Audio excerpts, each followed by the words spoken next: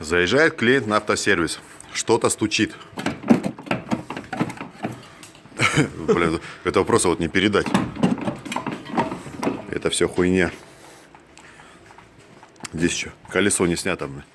Попытались открутить колесо. Да это пиздец. Вот как до такого можно доездиться, что, блядь, что-то стучит. Ни хрена себе что-то стучит, блядь. Не, ну стучит нормально, смотри. Вот сейчас там оторвут. Просто. Это просто пиздец. Блин, что камера не фокусирует. Пиздец.